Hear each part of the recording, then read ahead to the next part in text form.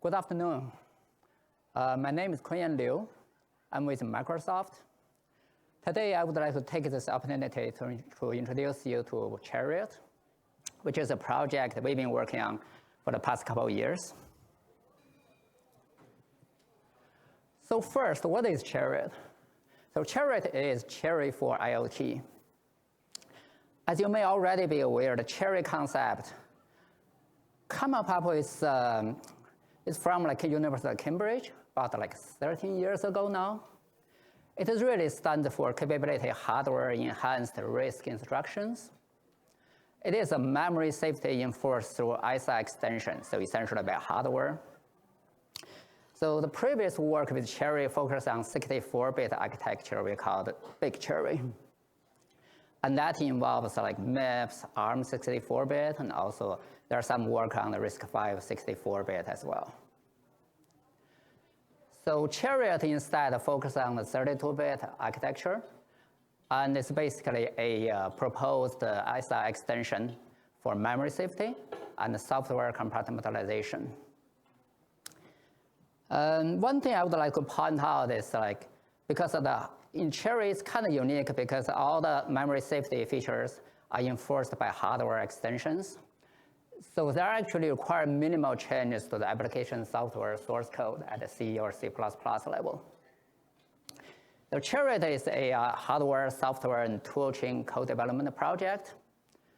It's fully open source on GitHub today. And we welcome any contributions from the community. So I also want to give you a little bit introduction to our team. So it's a true collaboration project. So we have engineers from Microsoft Research, Microsoft Silicon Group, and we have people from SCI Semiconductor, which is a startup based from UK. We have University of Cambridge, University of Oxford people, Google, and our friend from Low Risk. So a little bit over the deliverables we have today. So we do have an ISA specification and the sale model. We have MCU hardware design.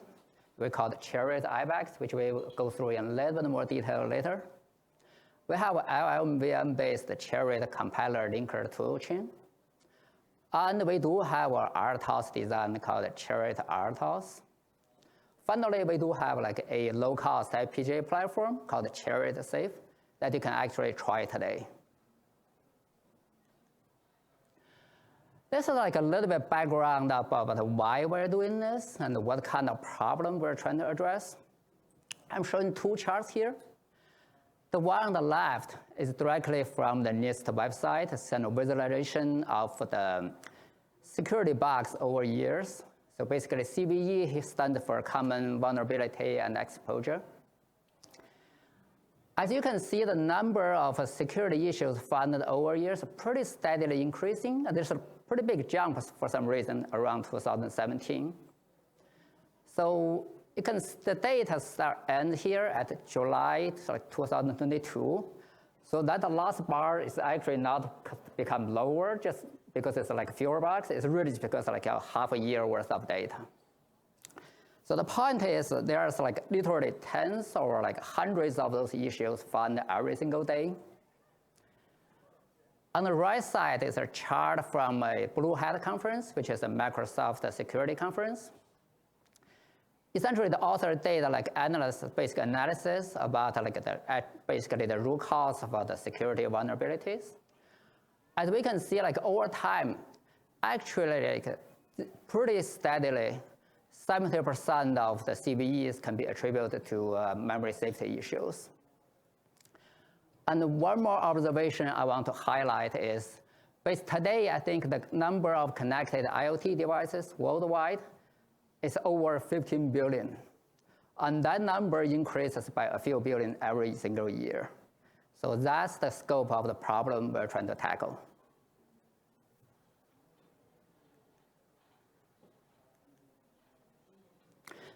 So with this, I want to go through the core security claims from CHERIoT. So there's three main claims. The first claim is spatial memory safety. What that means is like data or code are always only intended to use only when as intended. So there are like bounds and permission checks for every single memory access. That's including data access and memory fetching. Instruction fetching. Second claim we have is software compartmentalization. What that means is like you can divide your software into different compartments based on a mutually distrust model. And sharing between the compartments are only allowed when explicitly stated through a process we call annotation. We did all that by maintaining like a lightweight switching between the compartments and also preserving the C++ calling model. And most of the flows actually automated by the compiler linker tool. We'll go through a little bit about the software development flow later. Third claim we have is temporal memory safety. That basically used to address the use after free problem in heap allocation or any other dynamic memory allocation techniques. And for that, we do have like a hardware assistant capability revocation. We can cover, hopefully if we have time, we'll cover a little more about that. So first, I want to give a little bit overview about the capabilities, which is the central idea for all CHERI schemes, including CHERIoT. So pointers in your source language, like C++, really becomes capabilities in CHERIoT context. So capabilities are hardware-supported data structures that has properties like address bounds, permissions, and other metadata. As you can see here, like in CHERIoT, basically the capability is represented by a 65-bit structure. We have one single bit. It's used to like differentiate between integer data and capability, what we call tag bit. We have the 32-bit integer data or virtual address, which is like your normal pointer by memory address value. And we have compressed bound, essentially top and base bound values. And we have a compressed permission sets. Important thing about the capabilities, they have properties essentially we become unforgeable. By that, we really means two things. First, capabilities can only be derived from capabilities already granted. It can never be fabricated. Second, we have this property called the monotonic non-increase. What that really means, like you cannot really like add to a capability. For example, permissions, you can only reduce permission from a given capability. You cannot add on top of that. Also, same for like address bounds. You can shrink your address bounds, but never expand. So permissions basically govern how capability can be used, read, write, execution, and such, and also governs basically how capability can be stored and used. So where does capability come from? The short answer is really come from hardware at boot time. So system boots with a set of root capabilities, which is made available to the trusted switcher loader programs. So loader program got the root capabilities, divide them, and assign them to different compartments. So within each compartment, your compiled code can further divide like sub-capabilities based on like memory allocation and such. One thing I want to point out is like all those capability handling instructions are automatically generated by the compiler linker tool. So you don't have to worry about them in your source code.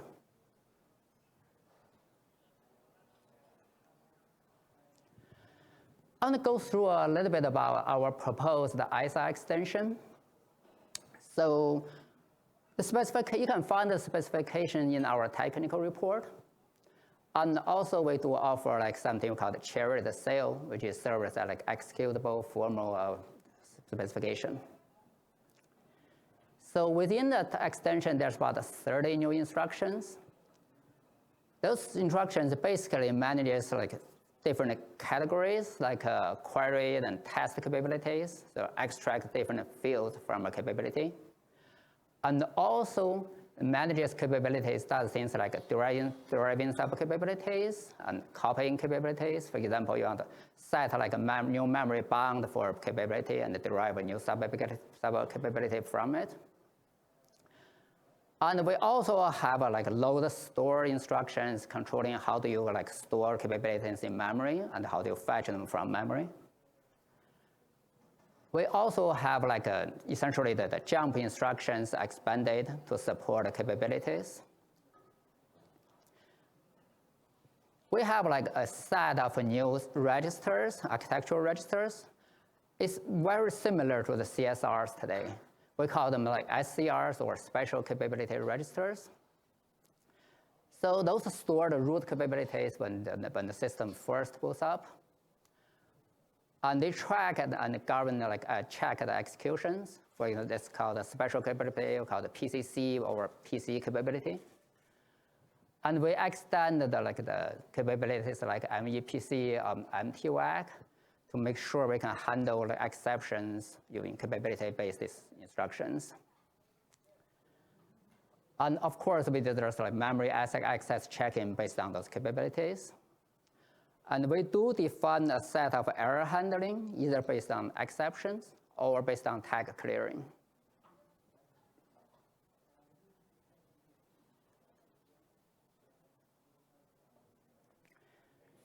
So I want to, because I'm a hardware person, I'm going to do a little bit of overview about the MCU core we're working on. This is called CHERIoT IBEX. So as the name suggests, we're using the IBEX from our friend in low risk as the starting point. So IBEX is a small 32-bit, 3-stage pipeline RV32 MCB core, and it's fully open source. And our work here at Microsoft, including like we basically expanded the processor core to support the entire CHERIoT ISA, as we showed in the previous slides. We capability extended the register file, and we also extended the data in memory interface to support the tag bit and support the load store of memory, load store capabilities from memories. We added, of course, the bound permission checking based on curve capabilities for all the load stores and also instruction fetching execution. So of course, we added all the SCRs as we just talked about. We do have like a few hardware engines to provide assistance to RTOS. Things like load filtering and background replication that's mostly used to speed up temporal safety based handlings. Because we're quite limited time, I cannot go through details of this. But if you're interested, we can always talk offline. One thing I want to point out is CHERIoT IBEX is fully backward compatible with the current RISC-V instruction set. Actually, we have a pin selectable on the core, such as when the mode is configured, it's fully compatible, basically actually logically equivalent with the original IBEX design. So kind of like the block diagram here. The intention is like I'm trying to use the color code to show essentially the extent of modification we're doing. So the full pink color blocks are really the new blocks we added. The blocks with transition, like a half pink, half blue transitional color, so really blocks with pretty significant modification. And the blue color cores, the blocks are basically cores we inherited from IBEX with either no change or minimal changes.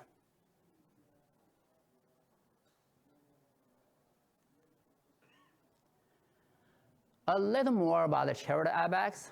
So we did some power performance area evaluation at Microsoft. So we did evaluation at both 5 nanometer and 28 nanometer nodes with the TI-based TSMC production libraries. As you can see the table, by the way, the table here is mostly from the 5 nanometer. I do have results from 28 nanometer as well. So our conclusion is like compared with the original IBEX core with 16 PMP regions, we are seeing very similar max frequency. And area-wise, we're seeing like 5 to 10% increase across different corners. And also, we are seeing power is pretty close. I'm throwing some VT mix data here to show you like how hard the tool essentially has to work, basically how many ultra low VT cells the tool has to throw in to meet timing constraints. But the point is actually not much difference between CHERIoT IBEX and the original IBEX in this particular scope. I also want to kind of go through our FPGA platform a little bit. So it is an open source platform. So we're targeting the existing low-cost boards, like mostly like Diligent RT7 boards. So we have like internal tagged data memories. You can run like CHERIoT compiled software on them. It has your normal preset of peripherals, things like UART, SPI, I2C, JTAG.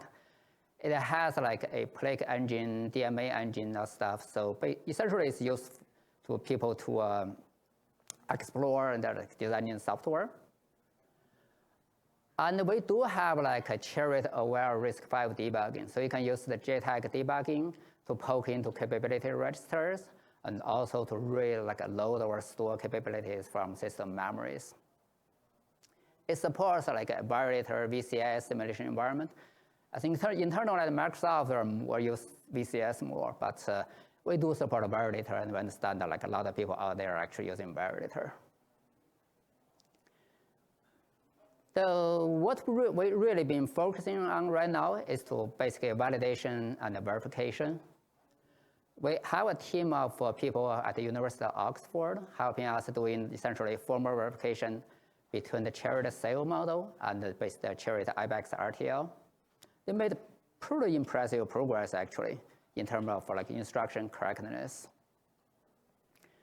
And here at Microsoft, we will also been having people running simulations with a randomized instruction sequence. So that's what we're trying to go through a normal chip flow with functional coverage and code coverage and such.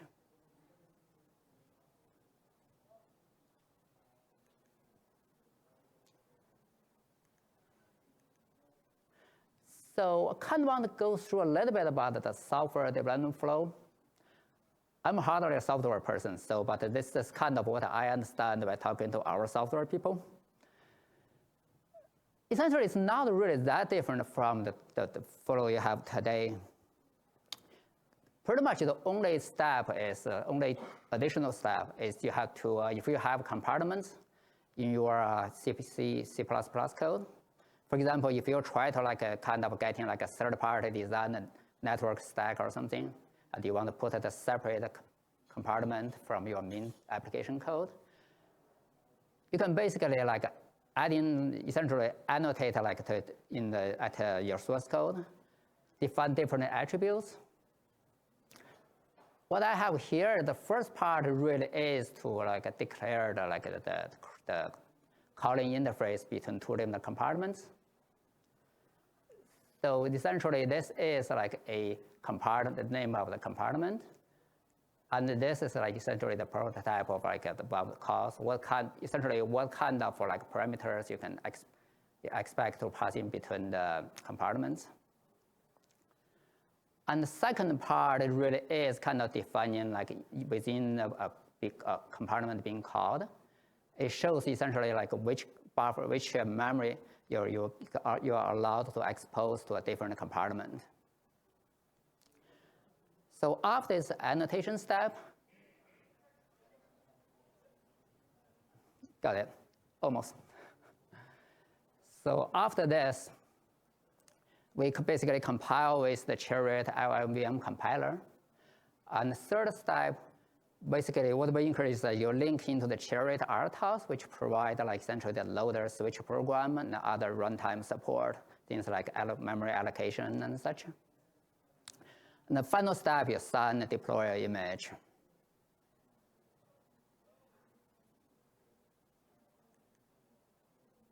I'm pretty much done here, actually. So further information, so I'm listing all our GitHub repos here. So you can see the SEO model, the CHERI IBEX RTL, the embedded RTOS, and our LLVM compiler, that's right here, and basically our FPGA platform. So CHERiot.org is like an umbrella organization we're trying to put together. So that's basically should be your one-stop go-to source for CHERiot-related information. And we just, last week at the Micro 23 conference, we published a paper for CHERiot. And also, this is the tech report. So to this day, this is probably the most comprehensive information source for CHERI. So essentially, there's a lot of information about like the thinking behind like the ISA and the RTOS and the hardware architecture. And furthermore, there's like 2 more blog posts from Microsoft and other sources.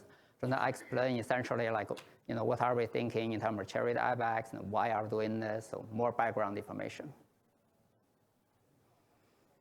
So if you're interested, there's a couple more backup slides. You can look at offline. So it shows like essentially, basically the information we're putting together for a demo and how do we do formally verified instructions. Do I have time for questions? Probably not. All right, so yeah, sorry we didn't have time for questions today, but we're always available, so we can always talk offline. Thank you.